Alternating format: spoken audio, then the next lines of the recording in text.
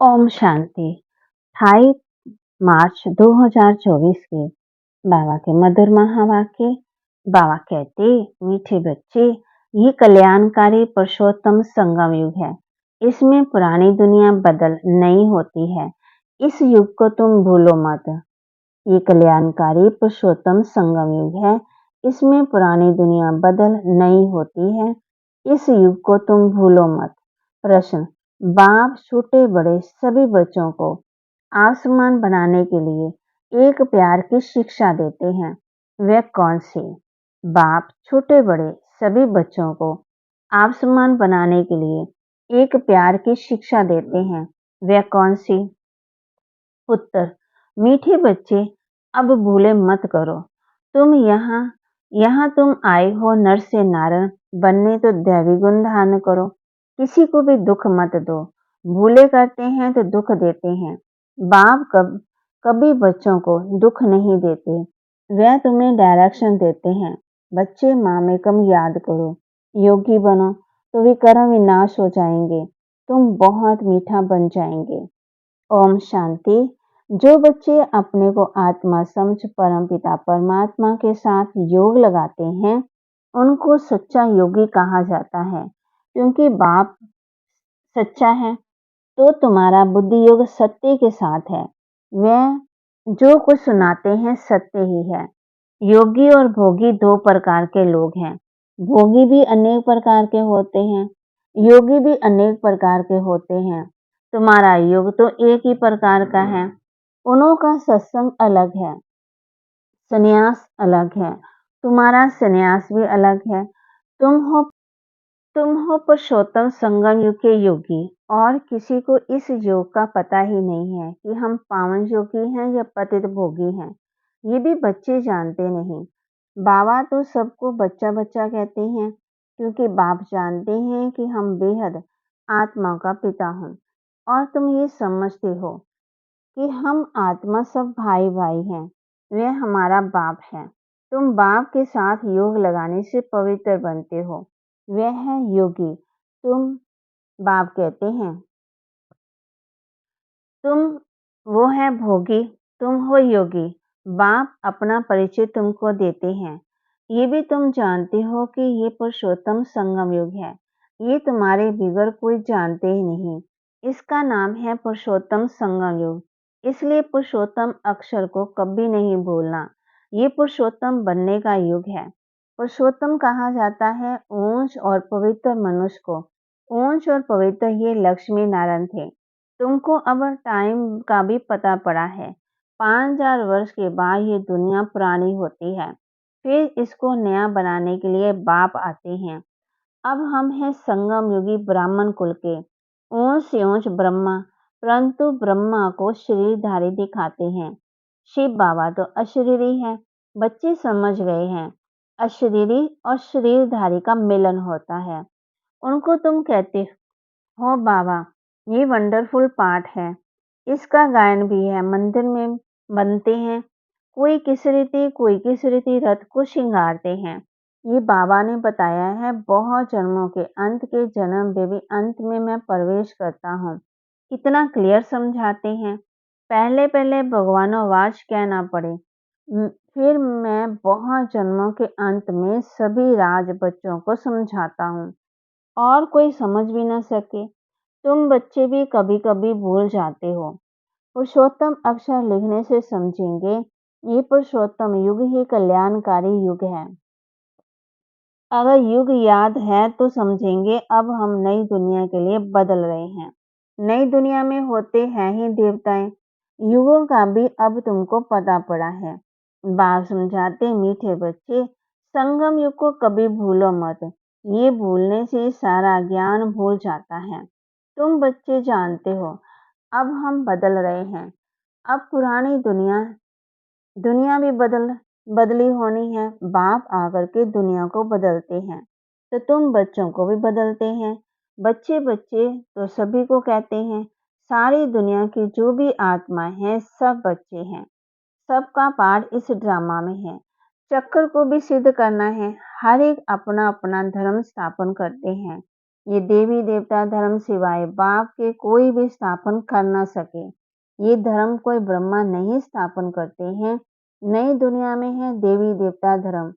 पुरानी दुनिया में सब मनुष्य ही मनुष्य हैं। नई दुनिया में देवी देवताएं होते हैं। देवताएं पवित्र हैं। वहाँ रावण राज्य ही नहीं है। बाप तुम बच्चों को रावण पर विजय प्राप्त कराते हैं। रावण पर विजय प्राप्त होते ही राम राज्य शुरू हो जाता है। राम राज्य नई दुनिया को और रावण राज्य पुरानी दुनिया को कहा जाता है। राम राज्य कैसे स्थापन होता है, ये तो तुम बच्चों के सिवाय कोई जानते नहीं। रचयिता बाप बैठ तुम बच्चों को रचना का राज समझाते हैं। बाप है रचयिता, बीज रूप। बीज को कहा जाता है वृक्षपति। अब वह जड़ बीज है, उनको तो ऐसे नहीं कहेंगे। तुम जानते हो, बीज से ही सारा झाड़ निकलता है। सारे विश्व का कितना बड़ा झाड़ है। वह है जड़, ये है चेतन। सत्य चित आनंद स्वरूप मनुष्य सृष्टि का बीज रूप बाप है। उससे कितना बड़ा झाड़ निकलता है। मॉडल तो छोटा बनाते हैं। मनुष्य सृष्टि का झाड़ सबसे बड़ा है। ऊंच से ऊंच बाप नॉलेजफुल है। उन झाड़ों की नॉलेज बहुतों को होती है। इसकी नॉलेज तो एक ही बाप देते हैं। अब बाप ने तुम्हें हद की बुद्धि बदल बेहद की बुद्धि दी है। तुम इस बेहद के झाड़ को जान गए हो। बाप कहते हैं, बाप बच्चों को बेहद में ले जाते हैं। अब सारी दुनिया ही पतित है। सारी सृष्टि ही हिंसक है, एक दो की हिंसा करने वाले। अब तुम बच्चों को ज्ञान मिला है। लड़ाई कैसे होती है, शांत कैसे होना है। अहिंसक सिर्फ एक ही देवी देवता धर्म ही सतयुग में है ना, जो लड़ाई झगड़ा नहीं करते। सतयुग में सभी पवित्र सुख शांति में रहते हैं। सब मनोकामनाएं 21 जन्म के लिए पूरी हो जाती है। सतयुग में कोई कामना नहीं, अनाज आदि सब कुछ अथाह मिल जाता है। ये बम्बे पहले नहीं थे। देवताएं सागर के किनारे जमीन पर नहीं रहते। मीठी नदियां जहाँ थी वहाँ देवताएं थे। मनुष्य थोड़े थे, एक एक को बहुत जमीन होती है। सतयुग में है ही वाइसलेस वर्ड। तुम योग बल से विश्व की राजाई लेते हो। उसको ही राम राज्य कहा जाता है। पहले पहले नया झाड़ बहुत छोटा होता है।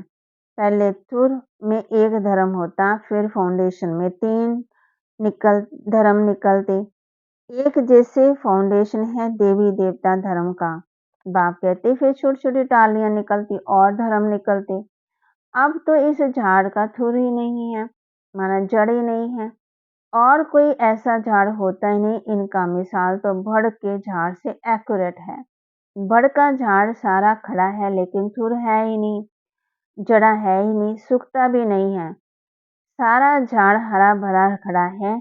बाकी देवी देवता धर्म का फाउंडेशन है ही नहीं।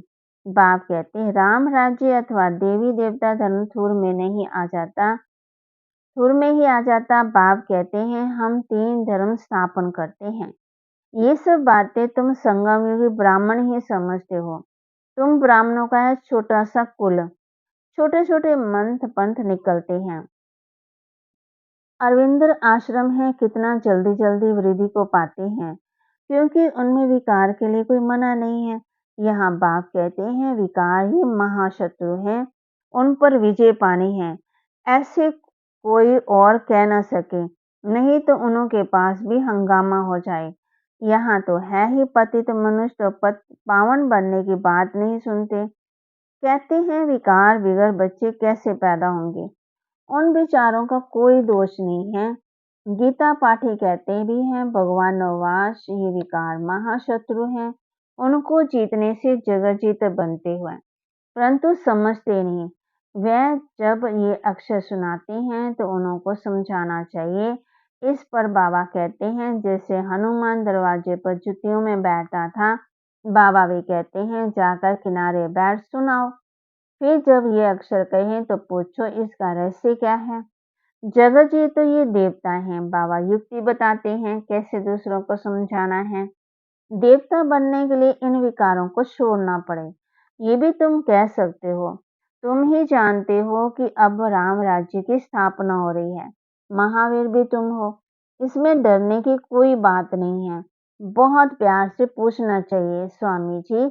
आपने बताया कि इन विकारों पर विजय पाने से विश्व के मालिक बनेंगे, लेकिन आपने ये तो बताया नहीं कि पवित्र कैसे बने।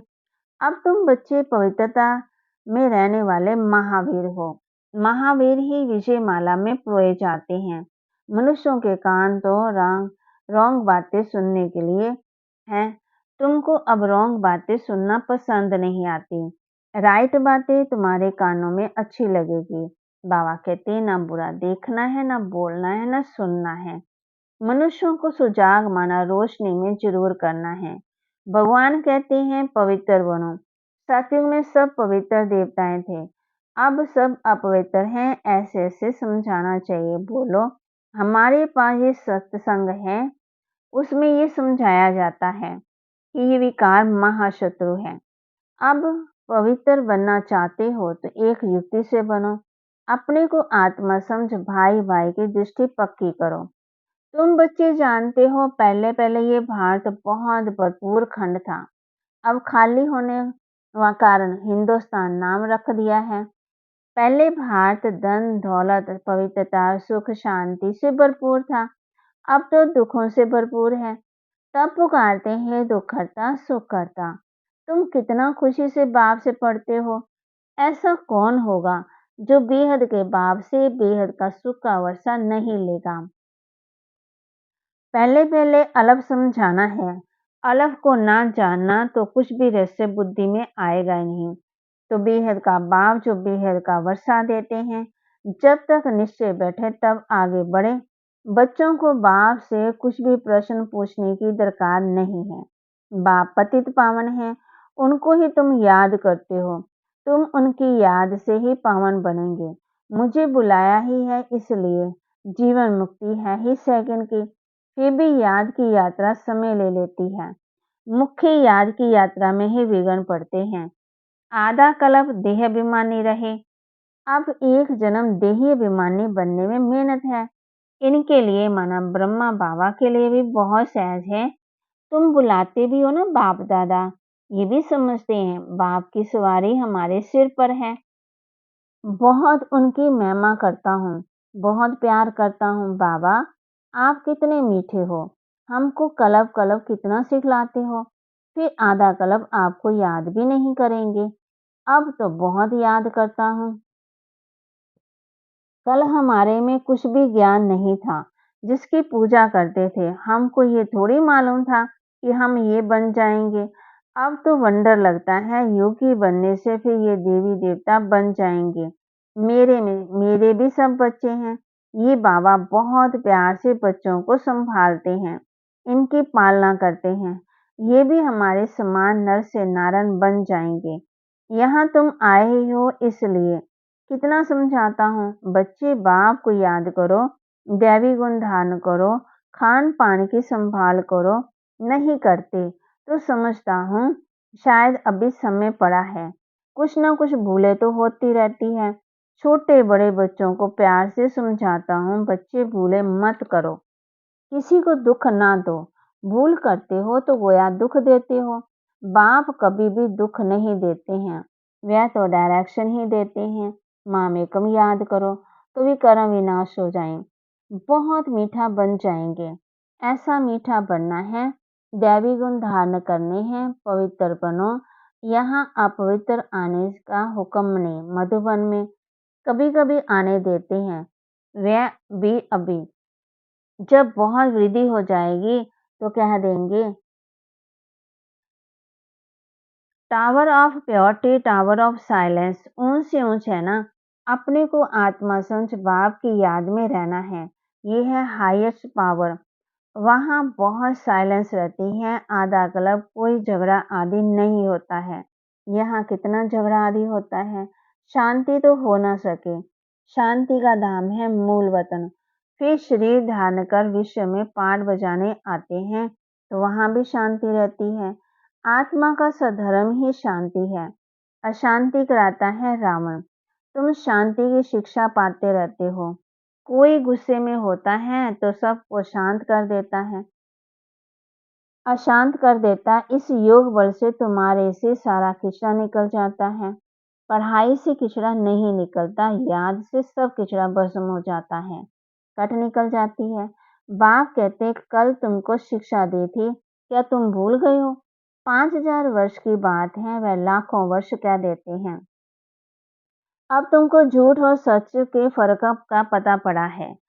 तुमको बाप ही आकर बताते हैं झूठ क्या है और सच क्या है, ज्ञान क्या है, भक्ति क्या है, भ्रष्टाचार और शिष्टाचार किसको कहा जाता है।